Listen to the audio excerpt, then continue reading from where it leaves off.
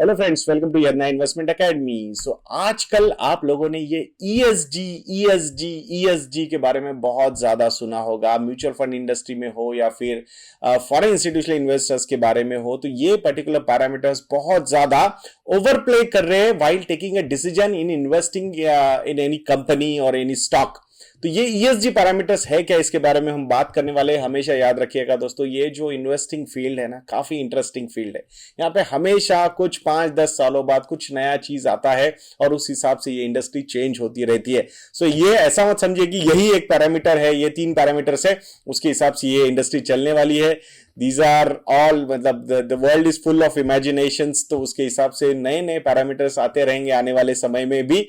So we should be ready for that. But एक चीज है, ये जो पैरामीटर्स है, ईएसजी पैरामीटर्स, इसको इंस्टीट्यूशनल इन्वेस्टर्स फॉलो करते हैं, फॉरेन इंस्टीट्यूशनल इन्वेस्टर्स हो या फिर डोमेस्टिक इंस्टीट्यूशनल इन्वेस्टर्स हो। और अगर ये लोग फॉलो कर रहे हैं तो ये इन्फ्लुएंस भी कर सकते हैं स्टॉक्स के प्राइसेस को। तो उस हिसाब से यहां पे विद एग्जांपल्स में सारे पैरामीटर्स आप लोगों को बताऊंगा। Reason behind this particular video, because अभी एक नया एनएफओ आया है। This is not a suggestion to go and invest in any NFO, तो I don't do that, we don't do that at यज्ञा।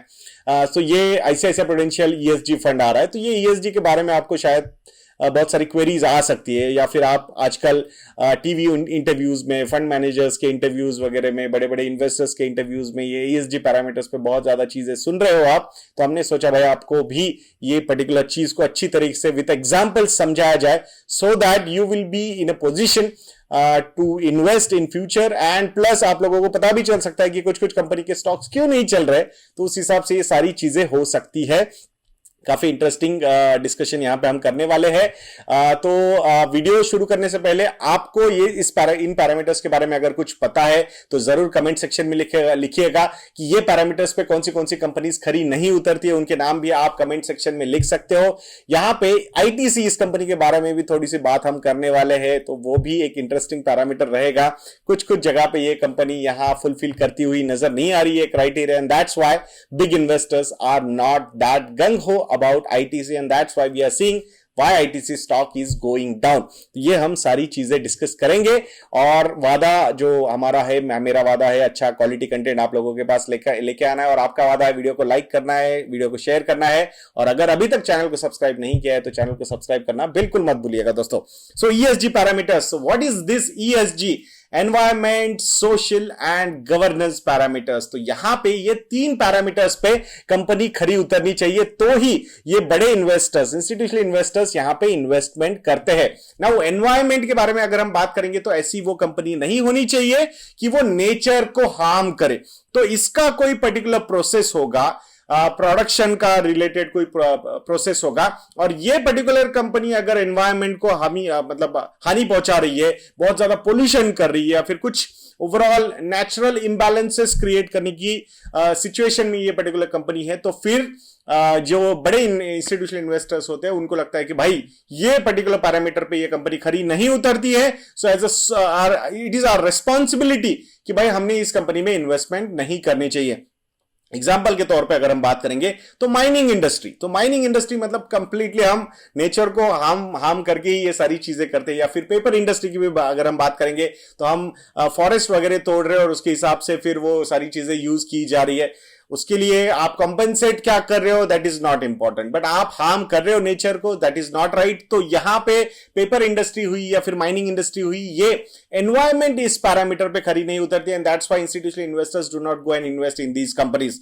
जरूरी नहीं कि सारे के सारे इन्वेस्टर्स, ये देखना पड़ेगा कि ये ईएसजी पैरामीटर्स को फॉलो करने वाले जितने इन्वेस्टर्स है वो बोल सकते हैं भाई कि भाई हम नहीं करेंगे इसमें इन्वेस्ट। तो आप ऐसा मत समझिए कि कोई भी नहीं करेगा। बहुत सारे जो बड़े बड़े इन्वेस्टर्स होंगे उनका ऑब्जेक्टिव होगा कि भाई ओवरऑल कंपनी का परफॉर्मेंस कैसा है, सेल्स कैसा है, सेल्स का ग्रोथ कैसा है, प्रॉफिटेबिलिटी कैसी है, ऑपरेटिंग प्रॉफिट मार्जिन कैसे, ओवरऑल ग्रोथ कैसे नजर आ रही है, तो उसके हिसाब से वो इन्वेस्ट कर सकते हैं। फाइनेंशियल्स कैसे है, कंपनी के वैल्यूएशन पॉइंट ऑफ व्यू पे कंपनी कैसे लग रही है, इंडस्ट्री कैसी है, ग्रोथ में आगे जाके कंपनी कैसी ग्रो करेगी, ये सारे पैरामीटर्स देख के शायद बहुत सारे इंस्टीट्यूशनल इन्वेस्टर्स इन्वेस्ट भी करें।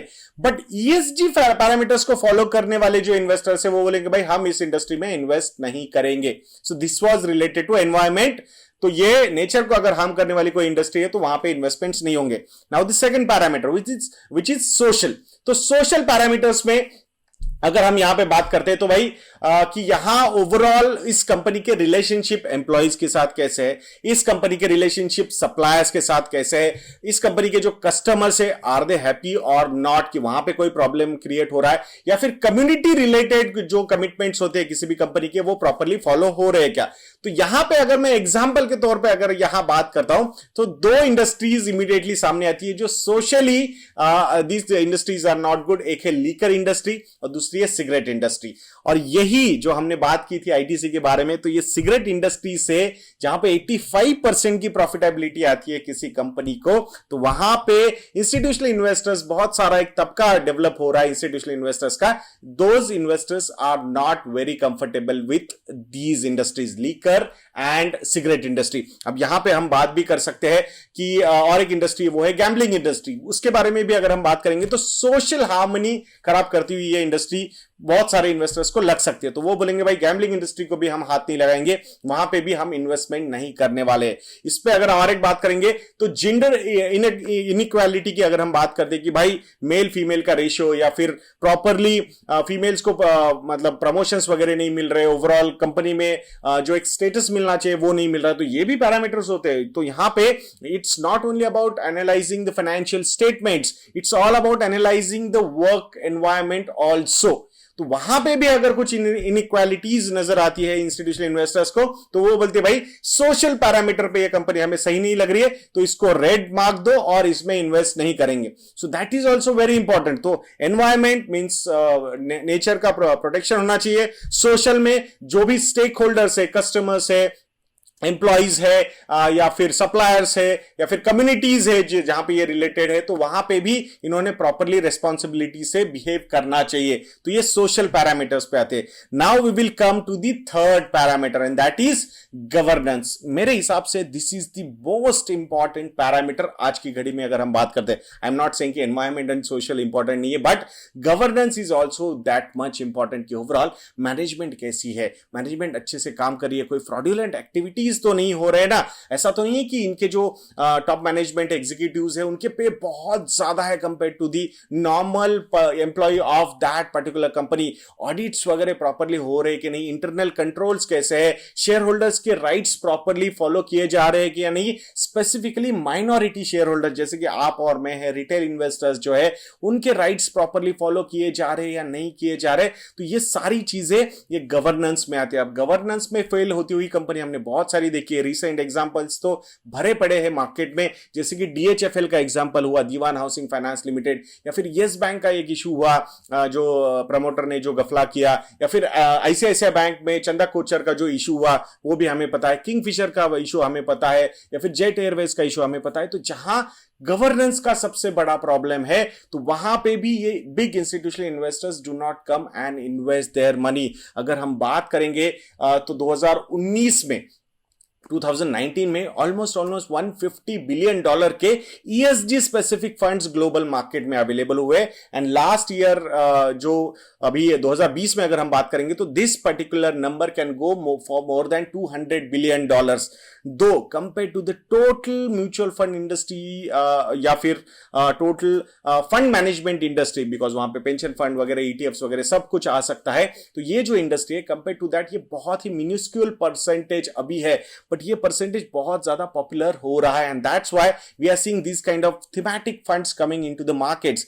आई am not at all saying कि यही फंड सबसे अच्छे करेंगे और बचे हुए फंड्स बहुत खराब करेंगे। No, the data do not show that. Last 10 years का अगर परफॉर्मेंस देखेंगे हम तो almost similar kind of performance यहां पे आता हुआ नजर आ रहा है fund wise, index wise. So there is nothing new in that, but यहां बहुत सारी चीजें हो सकती है। अभी जैसे कौन वो फंड मैनेजर, क्योंकि यहां पे ऐसा लिस्ट तो बना के नहीं दिए कि भाई नहीं यही है, ये इंडस्ट्री आती इसमें आती है, एनवायरमेंट में रेड मार्क आएगा, या फिर ये सोशल में आएगा, ये गवर्नेंस में आएगा। It depends on that fund manager also. वो फंड मैनेजर डिसाइड करेगा कि भाई ये ईएसजी पैरामीटर पे मुझे क्या लगता है। So this is also very subjective. तो किसी को लगेगा, अब जैसे आईसीआईसीआई बैंक, ये यहाँ पे चंदा कोचर का फ्रॉडुलेंट एक्टिविटीज तब हुए थे, उस पे इंक्वायरीज भी चल रहे हैं, तो उस हिसाब से, बट अभी जो इन्वेस्टर होगा, इंस्टीट्यूशनल इन्वेस्टर, वो बोलेगा नहीं मुझे अभी कोई प्रॉब्लम नहीं नजर आता आईसीआईसीआई बैंक में, I will invest. I am not saying कि उनके यहाँ कोई फ्रॉडुलेंट एक्टिविटीज हो रही है। So it depends on you. अब येस बैंक में, ये नई येस बैंक है, वो पुरानी येस बैंक थी, तो हम अभी इन्वेस्ट करेंगे। सो नोबडी नोज कि यहां ऐसा कोई रूल बना के नहीं रखे कि यही रूल आपको फॉलो करने पड़ेंगे, और अगर ये आप फॉलो नहीं करोगे तो we will take out this ESG tag from your fund and all those things. No, there is no definition as such. It is, everything is so much of subject, there is so much of subjectivity over here. So आप कैसे आपको analyse करना है उसके हिसाब से आप analyse कर सकते हो। तो ये अभी तो मेरे हिसाब से it's just an exotic word which is going, these people are using to collect more and more number of assets under management. कैसा होता है, हमेशा इंडस्ट्री को नई नई चीजें लानी पड़ती है और फिर उसके हिसाब से नया AUM इकट्ठा किया जाता है। This is not only about India, this is about all over world. तो यहां पे ये कितना सही हो, या फिर आने वाले 5-10 सालों में कोई और नया कंसेप्ट लेके आएंगे, कुछ नया लेके आएंगे, ऐसा भी हो सकता है। So we should be careful about these things, nothing negative in this, कि भाई अगर कोई ये ऐसी चीजें डेवलप कर रहा है, which is good also, nothing wrong in that. At least everybody will try and follow these rules, environment, social and governance के अगर इश्यूज, अगर क्राइटेरियाज देखेंगे तो there is no problem at all. तो आई फील कि ये अभी तो it's just a thematic thing जो एग्जॉटिक मुझे नजर आती है कि भाई कौन कैसे किसको क्या फॉलो करेगा, we do not know. But आपको ये पता होना चाहिए कि भाई ये पैरामीटर्स है, और इन पैरामीटर्स के चक्कर में कुछ कुछ स्टॉक्स अफेक्ट भी हो रहे हैं from the performance point of view, stock performance, not the operational profitability point of view से। I am not saying that, but that's how the world works, so we will have to follow that. तो मैं आशा करता हूं कि ये video भी आपको काफी अच्छा लगा होगा। इफ यू फील कि हम अच्छा काम कर रहे हैं तो जरूर हमारी वेबसाइट investorna.in को विजिट कीजिएगा। वहां जाके आप हमारे जो रिसर्च प्रोडक्ट्स है, MF हुआ या फिर स्टॉकोमीटर प्लस हुआ या फिर मॉडल पोर्टफोलियोज हुए, उनको जरूर सब्सक्राइब कीजिएगा दोस्तों। Will be more than happy to answer all your queries जो आप हमें पूछ सकते हो। हमारे कॉन्टैक्ट डिटेल्स हमारी वेबसाइट पे अवेलेबल है। तो नेक्स्ट वीडियो तक के लिए मुझे आज्ञा दीजिए दोस्तों। जय हिंद।